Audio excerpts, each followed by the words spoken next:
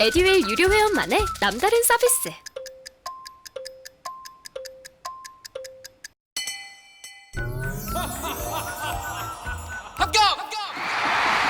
합격하고 돈도 받는 혜택. 오직 에듀윌 유료 회원에게만. 에듀윌.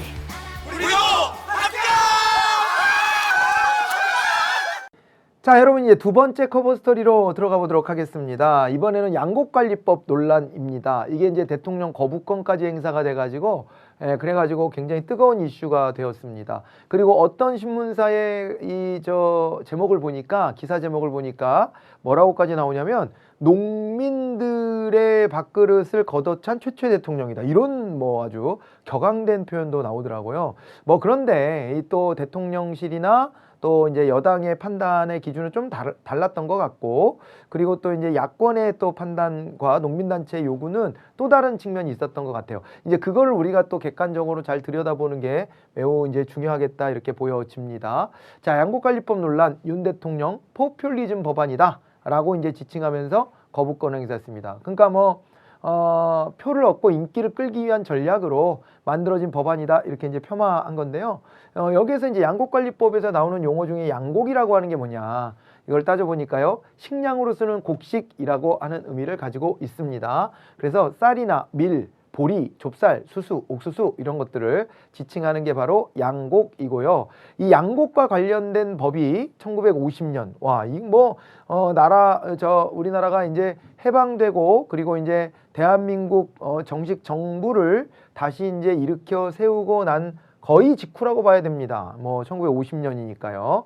그래서 이제 초기에 기틀을 잡아낼 때, 그럴 때 이제 양곡관리법이라고 하는 게 이제 제정이 됐는데, 국가가 수급 관리를 통해서 쌀 가격을 안정적으로 조절함으로써 식량 자급률을 높이고 쌀 농사를 짓는 농민들의 이익을 보호하기 위해서 제정되었다. 특히 이때는 우리나라가 아주 전형적인 가난한 농경 국가였기 때문에, 그렇기 때문에 이 이제 양곡관리법이라고 하는 게 거의 뭐 모든 국민에게 영향을 미친다 할 정도로 굉장히 이제 중차대한 법으로 이제 제정됐다, 이렇게 볼 수가 있을 겁니다.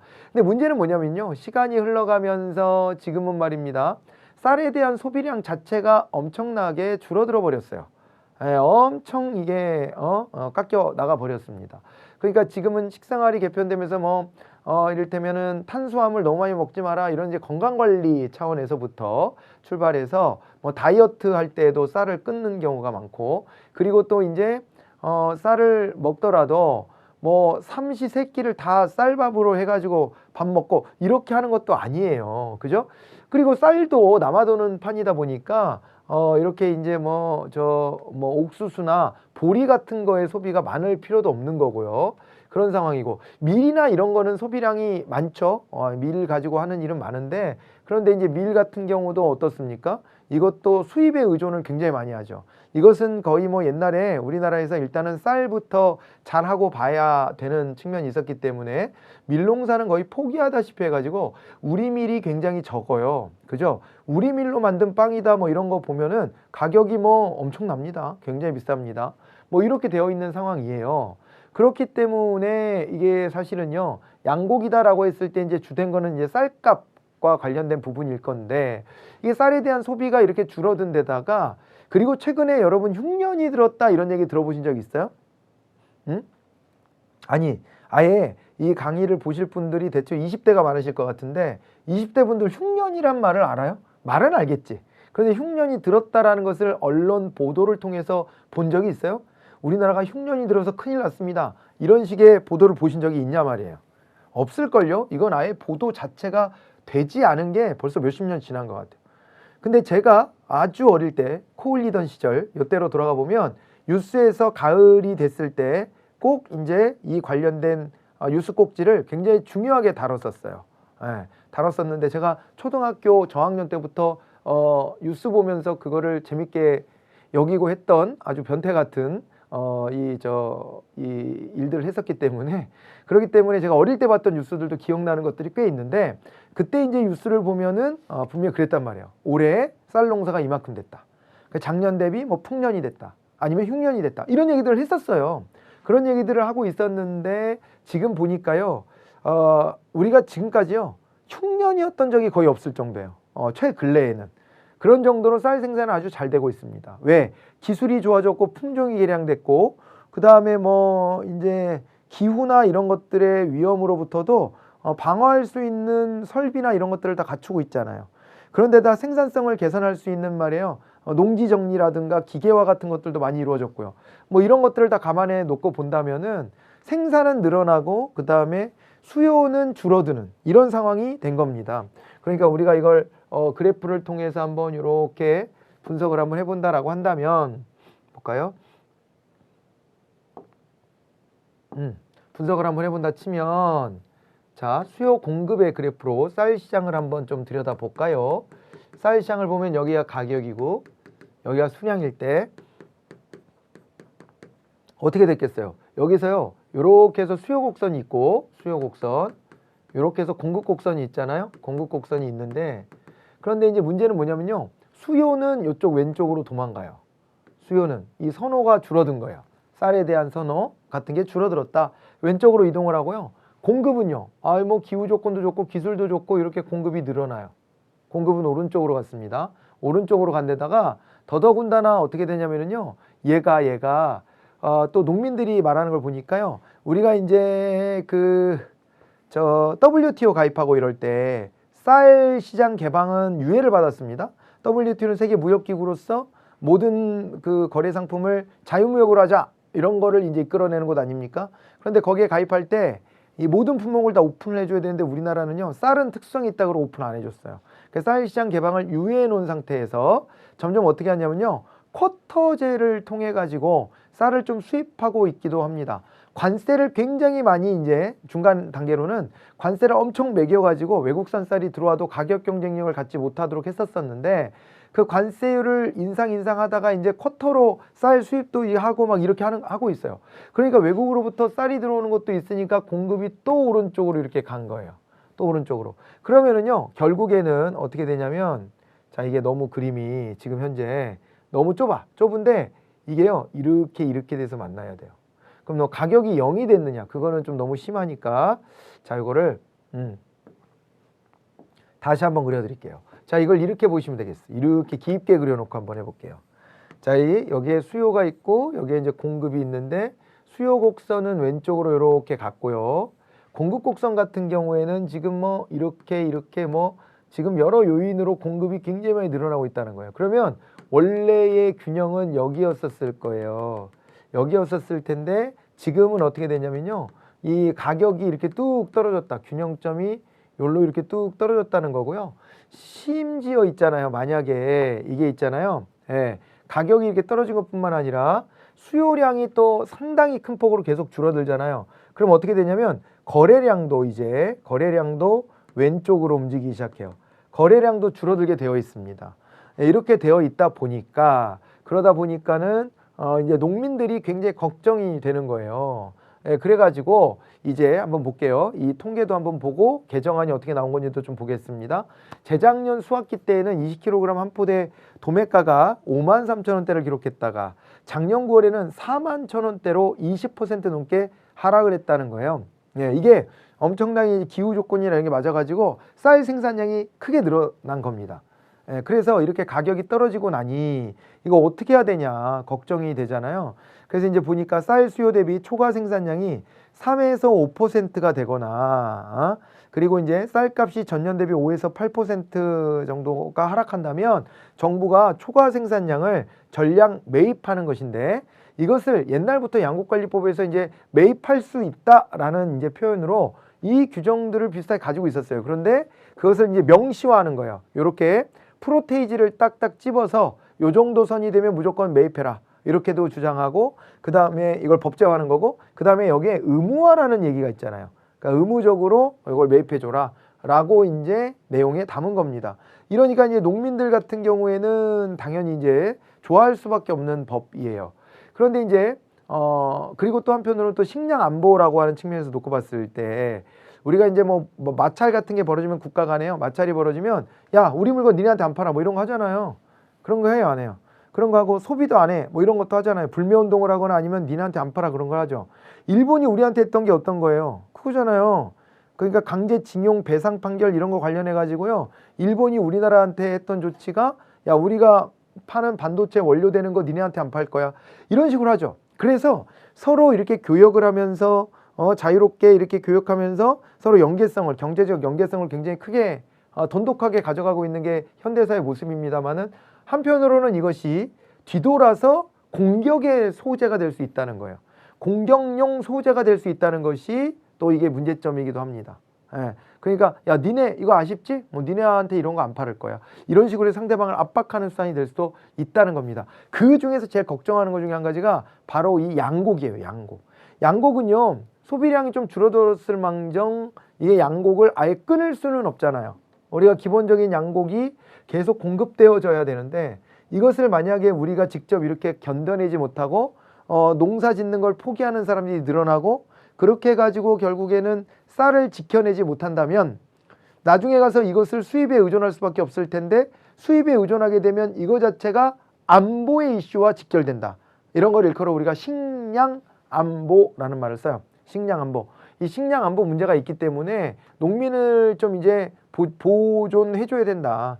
이런 얘기들을 한편으로 하고 있는 겁니다. 그러나 반대하는 쪽에서는 뭐라고 생각하겠어요? 자, 이제 한번 넘어가 볼까요?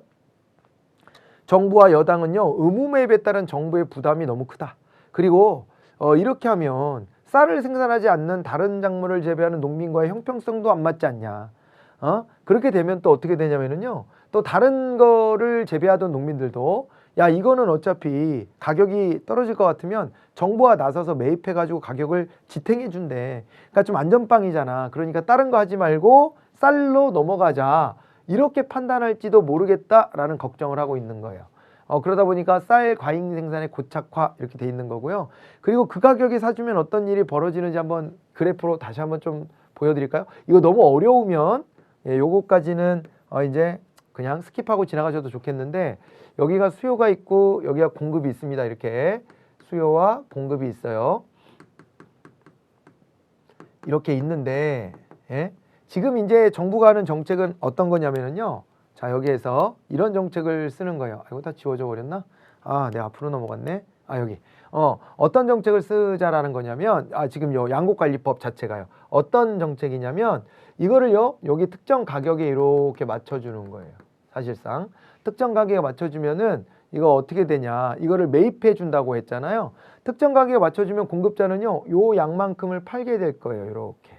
요 양을 팔게 될 건데, 그런데 이제 요 가격을 이렇게 이제 지탱해 주면, 가격을 보존해 줘 버리면은, 그러면은 결국에는 어떻게 되냐면요, 수요가 요거를 이제 현실 시장에서의 수요량은 이것밖에 안 될 거예요. 그러면 결국엔 정부가 과잉 생산된 것을 갖다가요, 요 가격에 맞춰서 요만큼을 사줘야 될 수도 있어요. 요만큼을. 아니면은요, 지금 이제 요 정책은 특정 가격을 딱 픽스한 건 아니잖아요. 그러니까 정책을 좀 비교해 보는 거예요. 그러니까 특정 가격을 여기를 우리 최저임금제 하듯이 최저 가격으로 정하잖아요. 그러면은 이제 사는 사람들은 비싸게 사야 되니까 얼마 실제 사질 않고, 그 다음에 공급량은 이렇게까지 되기 때문에 초과 공급된 만큼을 정부가 매입해 줘야 되는 이런 상황이 올 거라는 겁니다. 이렇게. 이걸 다 매입해 줘야 되는 상황이 올 거고요. 그 다음에 또 볼게요.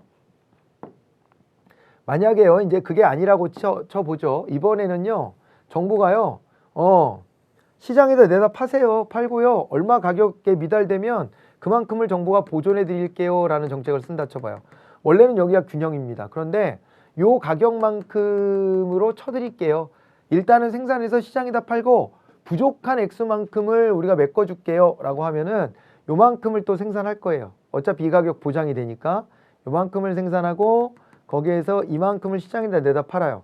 그러면 시장에서 소비자들도 싸게 살 수는 있어요. 이렇게 싸게 살 수는 있는데, 정부가 요 높이만큼의 가격을 요 전체 수량에 대해서 보존해 줘야 돼요. 이런 정책을 쓸 수 있는 거고요.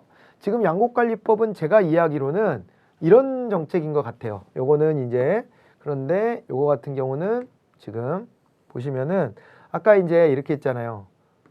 이렇게 있을 때 원래 균형은 여기였잖아요. 그런데 얘가 이렇게 도망갔단 말이에요. 쌀 수요가 이렇게 줄어들어요. 그죠? 이렇게 줄어든 것을 다시 어떻게 하냐면 정부가 우리가 사줄게 이렇게 해서 쫓아가 주라는 거예요. 우리가 사줄게. 그래 쫓아가 주면 그래도 이렇게 낮아진 가격도 좀 올라가고 그리고 또 이제 거래량도 좀 늘려주고 이렇게 할 수 있다라고 보는 거예요. 물론 문제는 남아요. 어떤 문제가 남냐면 정부가 이렇게 매입한 쌀을 갖다가 앞으로 어떻게 써먹을 거예요? 이거에 대한 대안이 뾰족하지 못하다는 게 그게 좀 한계가 있기는 합니다.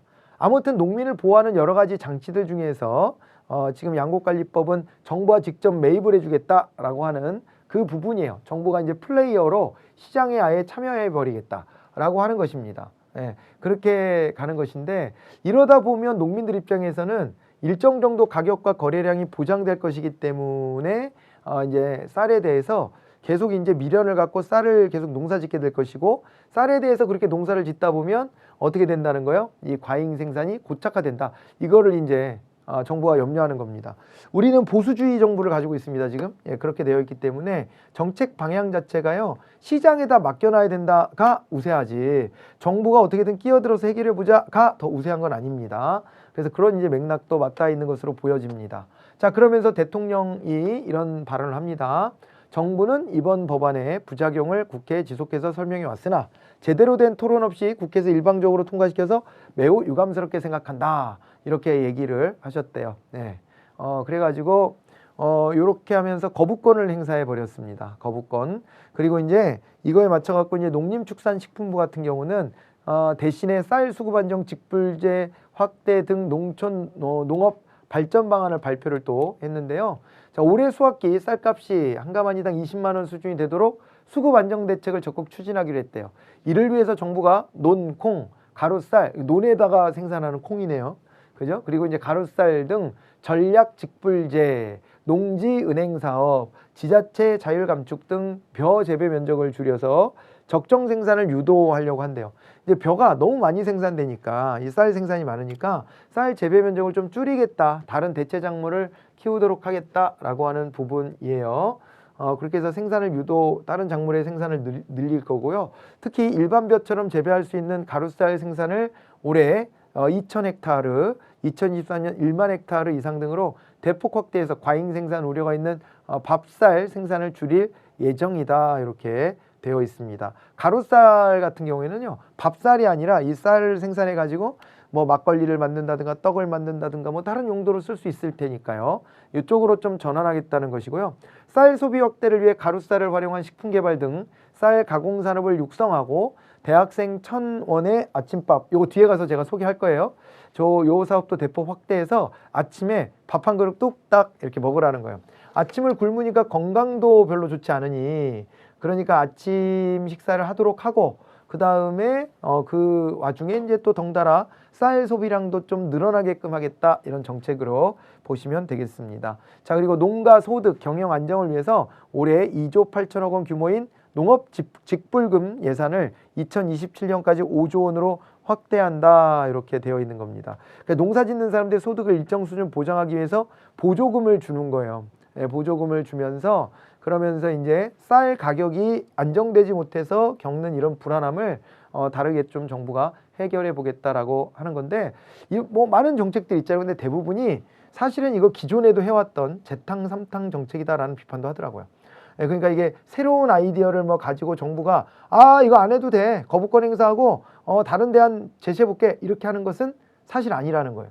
그럼 이거 거의 무책임한 거 아니냐. 지금까지 있었던 정책을 써가지고도 안 돼서 그래서 직불금이 아니라 이거 양곡관리법 개정해가지고 의무 매입하게 하자는 건데 그것도 또 반대하면 그러면 또 다른 대안을 갖고 와야 되는 거 아니냐 그랬더니 옛날에 가져왔던 대안들을 다시 정리해줬어. 그러면 이거를 진작 잘하지 그랬어 이런 얘기가 되잖아요. 물론 앞으로 잘하라고 응원해 줘야 되지만 어쨌거나 뾰족한 대책 없이 약간 좀 표류하고 있는 듯한 그런 느낌이 좀 있습니다. 그리고 이렇게 대통령의 거부권 행사하면 이제 국회에서 제의에 붙여야 되는데 제의에 붙이게 되면 원래 이 의결 정족수보다 훨씬 강해집니다. 그래서 과반 출석에 과반 찬성이면 통과됐던 이 법안이 이제 과반 출석에 출석 의원 3분의 2 이상의 찬성이 필요한 요건으로 바뀌는데요. 여기에 이제 되질 못해서 결국에는 부결되고 사라져버렸다. 이렇게 보시면 되겠습니다. 자, 이 정도로 이번 시간 좀 마무리 지어보고 다음 시간엔 정책정 쪽부터 또 시작해 보도록 하겠습니다. 수고하셨습니다. 에듀윌 합격 패스.